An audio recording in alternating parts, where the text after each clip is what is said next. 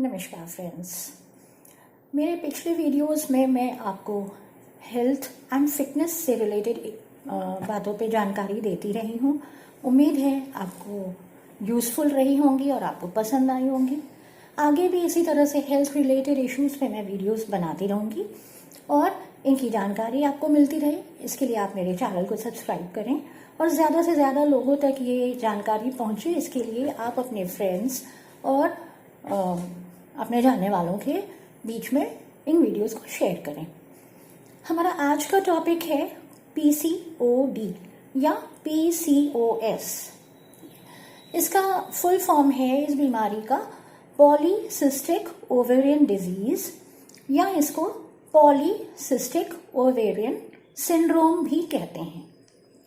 ये बीमारी महिलाओं में होती है रिप्रोडक्टिव एज ग्रुप में, यानी 16, 18, 15 साल से लेके और करीब 45 साल तक की उम्र के बीच में जो महिलाएं हैं उनमें ये होने की संभावना होती है। ठीक है। अब आजकल अगर हम ये देखें तो ये बीमारी बहुत ज़्यादा कॉमन होती जा रही है। ठीक है। और करीब आज से 15-20 साल पहले या उससे भी पहले ये बीमारी उतनी कॉमन नहीं थी। तो ऐसा क्यों? ऐसा संभवतः इसलिए क्योंकि आजकल कुछ स्ट्रेस रिलेटेड लाइफ स्टाइल हो गया है। यानी ये बीमारी अगर हम ये जानना चाहें कि ये किन कारणों से होती है तो इसका एग्जैक्ट कारण तो नहीं पता, लेकिन फिर भी ये संभावनाएं हैं कि स्ट्रेस की कंडीशंस में ये बीमारी होने के चांसेस बढ़ जाते हैं। दूसरा कि हेरिडिटरी टेंडेंसी भी पाई गई है, यानी जिन लोगों में उनके माँ या अन्य ब्लड रिलेशंस में जो महिलाएं हैं, मौसी वगैरह, उनको अगर ये बीमारी है तो आगे नेक्स्ट जनरेशन या उनके सिस्टर्स या इस तरह से जो जेनेटिकली रिलेटेड हैं उनमें ये बीमारी होने के चांसेस ज़्यादा पाए गए हैं। हालांकि it is not exactly a chromosomal anomaly, तो ये एग्जैक्टली ऐसा नहीं है कि आनुवांशिक कहा जाए, ऐसा नहीं है, लेकिन एक टेंडेंसी पाई गई है। तीसरी बात है हमारे लाइफस्टाइल डिसऑर्डर्स के अंतर्गत ये भी कह सकते हैं PCOD is also lifestyle disorder. ऐसा कैसे?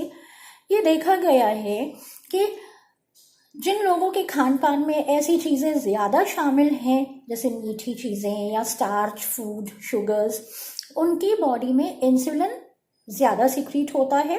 इंसुलिन एक हार्मोन है जो हमारी बॉडी में जो ब्लड लेवल है शुगर का उसको कंट्रोल करता है।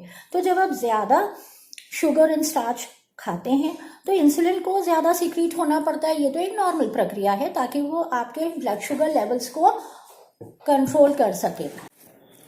तो लेकिन जब इंसुलिन की मात्रा ब्लड में ज़्यादा होती है तो ये एंड्रोजेनिक हार्मोन्स को स्टिमुलेट करता है, यानी एंड्रोजन्स ज़्यादा सिक्रीट होते हैं। और एंड्रोजन अगर ज़्यादा सिक्रीट होंगे which is a type of male hormone, ये फीमेल्स में भी एक सूक्ष्म मात्रा में पाया जाता है। तो जब एंड्रोजन ज़्यादा सिक्रीट होंगे तो रिलेटिवली जो फीमेल हार्मोन्स है एस्ट्रोजन, उनका लेवल कम हो जाएगा और फिर हार्मोनल डिसबैलेंस तो हो ही जाएगा। तो ये कुछ कारण हैं जिसकी वजह से PCOD होने के चांसेस होते हैं।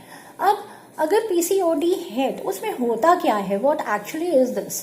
तो होता क्या है कि नॉर्मल अवस्था में हमारी ओवरीज हर महीने एक ओवम बनाती हैं और उसको रिलीज करती हैं, सिक्रीट करती हैं। लेकिन ये ओवम बनने के पहले जब ये ओवम बन रहा होता है तो कई सारे फॉलिकल्स मैच्योर हो रहे होते हैं, बन रहे होते हैं, लेकिन उनमें से सिर्फ एक ओवम बन के तैयार होता है। ये नॉर्मल प्रक्रिया है और ये हर महीने में एक बार होता है। लेकिन PCOD की अवस्था में जब ये हार्मोनल डिसबैलेंसेस हो गए, उस दौरान क्या होता है कि जो फॉलिकल्स बन रहे थे ना, वो मल्टीपल फॉलिकल्स कुछ हद तक ग्रो करते हैं और उनमें से कोई एक ओवम बन के तैयार नहीं हो पाता है, बल्कि मल्टीपल मैनी फॉलिकल्स थोड़े मैच्योर होके पड़े रहते हैं ओवरी में और ओव्यूलेशन नहीं हो पाता है, यानी कि ओवम रिलीज नहीं हो पाता है। तो इसी से रिलेटेड तकलीफ होती है, सिम्टम्स होते हैं। अब बात करते हैं कि सिम्टम्स क्या क्या हैं PCOD में। मोस्ट कॉमन जो सिम्टम होता है वो होता है एमेनोरिया, यानी पीरियड्स बंद हो जाते हैं। रिप्रोडक्टिव एज ग्रुप है जो कि महिलाओं में नॉर्मली एक प्रक्रिया है कि महीने में एक रेगुलर इंटरवल पे पीरियड्स होने चाहिए, वो नहीं होते हैं या तो बहुत कम होने लगते हैं, दैट इज स्कैंटी पीरियड्स होते हैं।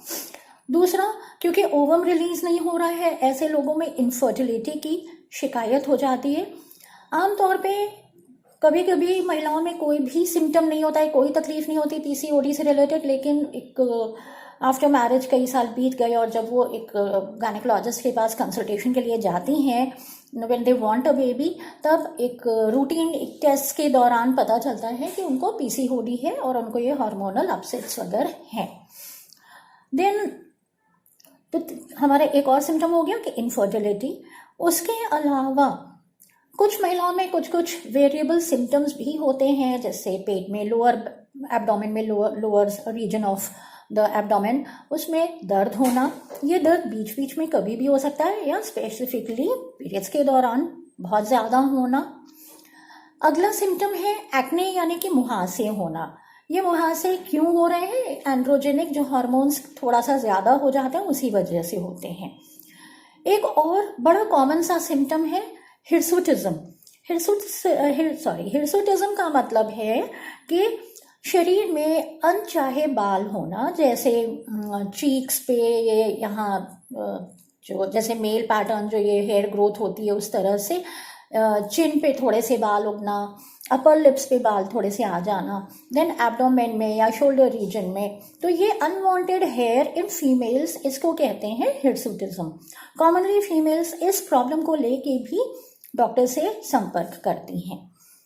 और मेंटल डिप्रेशन, थोड़ा सा बॉडी वेट बढ़ सकता है ना, क्योंकि वाटर रिटेंशन होने लगता है, ऐसी भी संभावना रहती है। तो शोथ या एडिमा जिसको कहते हैं, जिसकी वजह से बॉडी थोड़ी सी फ्लफी सी थुलथुल सी हो सकती है। तो ये है कुछ कॉमन सिम्टम्स। और जैसा कि मैंने पहले बताया, अधिकांश महिलाओं में पीसीओडी से रिलेटेड कभी कभी कोई भी तकलीफ नहीं होती है और किसी पर्टिकुलर इशू से रिलेटेड अगर वो डॉक्टर के पास जाती हैं और वो जांच करवाते हैं तब पता चलता है कि पीसीओडी है। तो ऐसी कौन सी जांचें हैं जिससे पीसीओडी कंफर्म हो? तो एक तो है आपका मोस्ट कॉमन और मोस्ट इम्पॉर्टेंट जो जांच है वो है अल्ट्रासाउंड। पेट का अल्ट्रासाउंड या लोअर एब्डोमेन का अल्ट्रासाउंड कराने पे पता चल जाता है कि इनको ओव्यूलेशन नहीं हो रहा है, और दूसरी चीज़ कि ओवरी में मल्टीपल फॉलिकल्स हैं। तो अल्ट्रासाउंड से पीसीओडी का कंफर्मेशन हो जाता है। दूसरी चीज़ हार्मोनल प्रोफाइल, जिसमें जो अलग अलग हार्मोन्स हैं, एस्ट्रोजन, प्रोजेस्टेरोन, एंड्रोजन, उनके लेवल्स का पता लग सकता है। इनसे कंफर्म हो जाएगा। अब बात आती है कि क्या ट्रीटमेंट लें। तो ट्रीटमेंट और मैनेजमेंट यानी आप अपने लाइफस्टाइल में क्या चीज़ें शामिल करें, क्या ऐसा करें, क्या ना करें, और ट्रीटमेंट क्या क्या लें, इसकी जानकारी के लिए आप मेरा जो सब्सिक्वेंट वीडियो, मेरा अगला वीडियो है, उसमें आपको मैं ये जानकारी दूंगी। तब तक के लिए नमस्कार और अपना ख्याल रखें। Take care, good bye.